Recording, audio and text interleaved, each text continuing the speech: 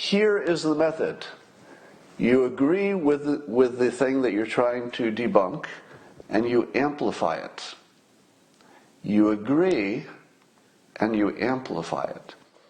It's the amplifying, so the agreeing is just pacing. If you agree with somebody, they'll listen to you. If you disagree, they'll just tell you you're wrong, and they don't even care what the reasons are. So you have to agree, or you're not in the conversation. You got that, right? Agreeing is your invitation to the conversation. If you haven't done that, if you start with a disagreement, there's nothing that's happening after that. You're done before you start.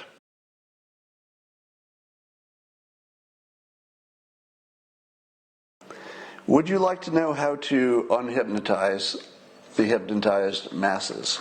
Now, the hypnotized masses have been hypnotized by the framing of the media. So the media said, we got a big racism problem, but you look at the statistics and what you see. When you look for the big racism problem of specifically the problem of police killing black men at a higher rate than other people. So when you looked at the statistics to see this problem, where was it? Wasn't there. So it doesn't show up in the statistics. In fact, it's the opposite. That if you only count the number of people getting stopped by police in the first place, just that population, which is the relevant population, more white people get killed by police per capita, of the number of people stopped, than black. Now, of course, everybody on the right already knows this, right? You knew this. Tucker Carlson did a show on it. I saw McCarthy just talked about it on TV. I think the Five has probably talked about it. Probably every news outlet, I'm sure Breitbart's talked about it, probably every news outlet on the right has reported that the very thing they're marching about, the massive protests overwhelming the country, is actually based on nothing. That's what the right is reporting. But on the left, this is as real as it could be because it's a lived experience. I like that phrase because it's sort of a phrase that needed to happen, a lived experience, because lived experience speaks to the subjectivity of reality. Now, suppose you wanted to talk people out of their frame. The frame is that there's racism and the police are killing black people at a higher rate. If you wanted to talk them out of that, how would you do it? I'm going to teach you how. Won't work every time. Doesn't necessarily work instantly. But it does work. And I don't know anything else that would work. And this is a really deep trick in hypnosis. You ready? This is now you've got a background on how to persuade. Most of you do if you've been watching me for a while. You've got a lot of the basics. You know how to sell past, you know not to sell past the close, but you should make people think past the sale. You know that, you should contrast, you know that you should use visual, etc. So you've seen a lot of the tools. But now I'm going to take you into a deeper level. I'm taking you into some serious shit, all right? It may not look like it when you first see it, and you're going to say to yourself, I don't know that would work. It works. Won't work every time with every person. Persuasion doesn't work that way, but it's really powerful. Have I built it up enough? Let's take a look at it.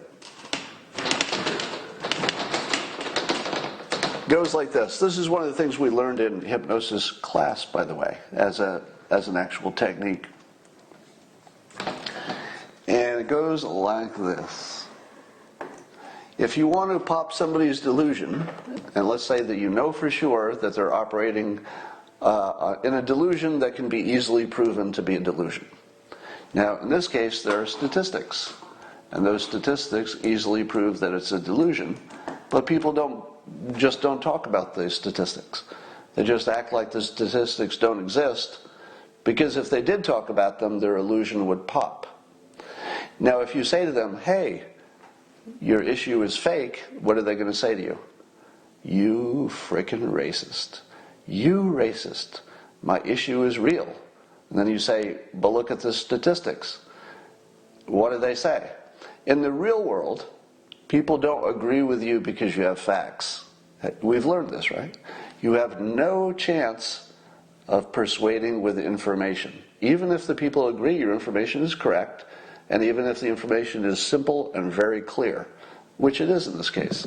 It's the clearest example that you can see, where if you just show them the statistics, and look, number of people dead, black deaths, white deaths, death by cop, you can see that the thing you're marching about actually doesn't exist, the problem you're talking about. Specifically the death part, not racism in general. Racism in general we assume to exist, but we're talking about the death by cop problem. Here is the method. You agree with the thing that you're trying to debunk, and you amplify it. You agree, and you amplify it.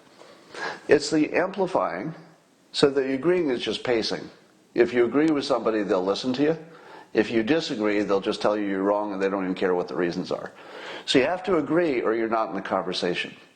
You got that, right? Agreeing is your invitation to the conversation. If you haven't done that, if you start with a disagreement, there's nothing that's happening after that. You're done before you start. So you agree, and then you amplify it. You take their own point, like Stephen Colbert did when he would mock conservative beliefs. He would adopt them and amplify them so that you could see the ridiculousness, because he just amplified them a little bit. Now, if you amplify too much, you get the Stephen Colbert show, and it's just humorous, right? So the trick is you don't want to amplify that much, because then it just looks like a joke. You want to amplify enough that people can't tell if you're joking. So here is a sentence that demonstrates that. So if somebody says, what's your view on this? You could say, police brutality against black Americans is a huge problem. That's the agreeing part. It's a huge problem in every way except statistically. And you just say this like this makes sense. Does this make sense? That it's a huge problem in every way except statistically? Because the statistically tells you it doesn't exist. And yet, we see that people are protesting. We see a video of a guy dying. We see people upset. We see looting. So it is true that police brutality against black Americans is a huge problem. It's true, right? It's totally true. Because we're seeing protests and the economy being destroyed and we're at each other's necks. There's no question it's a huge problem in every way. Well, except statistically. So this is the persuasion technique to pop a delusion. You got to get inside it. It's called getting inside it. So getting inside it means that you adopt it as your own frame. So instead of saying that frame is wrong, it's not about racism, it's about power, it's about Democrats, anything else like that is completely useless. It's just a waste of talk. You can't persuade that way. You got to agree, and then amplify it just enough that somebody else will say, "What's that mean?" And you say, "I'm agreeing with you. This is a gigantic problem." And they say, "But what do you mean by except statistically?" Well, if you look at the statistics, there's no support for it, but that doesn't matter. You agree with them. You say it doesn't matter. It's a huge problem in every other way, except for the statistical part. Now, let's say you say that to somebody and you get their attention. The hard part is getting people to think about it later. And they go home and they say, "What does it mean to say it's a huge problem in every way except statistically?" That can't be true. That can't be true, right? And then you get them to Google it. So the win is not that they change their mind while they're standing there. That's not going to happen. They'll never change their mind while you're standing there. But you can certainly cause them to go home and in the privacy of their own room say, "I just need to check this." Click, click, click, click, click. Google it. And then you see it. And you say to yourself, "Oh my God, I've been marching for 5 days over an issue that isn't even identifiable statistically." Now, probably what you're going to get, because I've already tested this a little bit, is something like this. But it is true that the police will hassle black people more than white people. That just sounds true, doesn't it? Right? I mean, anecdotally, that seems so obviously true that even I wouldn't agree, even I wouldn't believe statistics. If the statistics showed, let me put it this way, if I ever saw a statistic that said that black citizens and white citizens are stopped and hassled, just hassled, by the police at the same rate, would you believe that statistic? No. No, you wouldn't. And you're not, even people who are not black wouldn't believe that statistic. That's not even the slightly credible statistic. There is 100% chance that black citizens, peace-loving black citizens, are stopped by police and hassled more than white citizens. There's no way that's not true. So, but I think the argument would shift to that as if anybody disagreed with that. And I don't think anybody disagrees with that. I think the police agree with that. I don't know, but I would guess.